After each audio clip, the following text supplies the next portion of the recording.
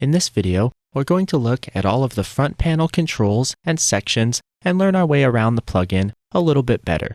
Starting at the top here, horizontally, we're looking at the preset toolbar. We have our preset and bank tools accessible through this little wrench button here.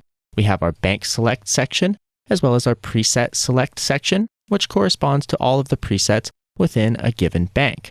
We have tools for saving and saving as for saving under new names, as well as the ability to scroll with these two buttons here. We have a global settings section accessible through this button, and an A/B comparison section here with the ability to push the settings from A over to setting comparison B. Moving down one section, we have the FG compressor section.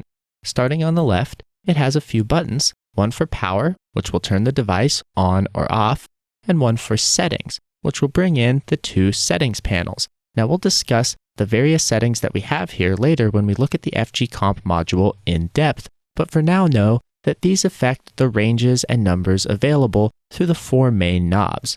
The four main knobs are typical for a compressor. We have attack, release, ratio, and threshold, as well as a VU meter. The VU meter here can be changed to monitor input, output, or gain reduction, as it would be in a typical compressor.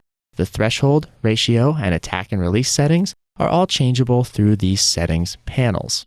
Just below the FG comp section, we see the FG level section, which is a leveler and limiter, and we have the same power button for the module and the same option to bring up the settings panel. Although this time, for the level module, we have a few less settings.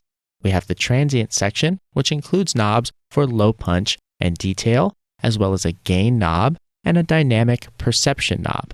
We additionally have a knob for constant gain monitoring, allowing us to view the difference between different limiting settings at a constant gain level, something that we'll discuss later, along with the intelligent transient processing slider. As a little addition, on the right side of the FG level module, we see our Dither settings. They have their own power button and their own settings as well. Below the FG comp and FG level modules, we have the monitoring and metering module. And this bar here is going to show us our levels, both RMS and peak levels. It has its own power button, so it can be independently disabled to save some processing power, and its own set of relatively complex settings. These settings are able to be broken up into 3 different groups, so we can monitor 3 different ways. Then, with these 3 buttons, we can switch between the 3 different styles of monitoring.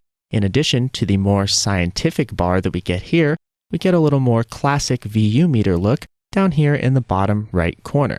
And by switching between different monitoring styles, we can get a better idea of the technical aspects of the loudness and dynamics of our song. So now that we're familiar with the various controls and modules in the FGX plugin, let's get into the dirty work and start learning more about the individual modules and what we can do with them. In the next video, we're going to start with the FG comp module. Thanks for watching.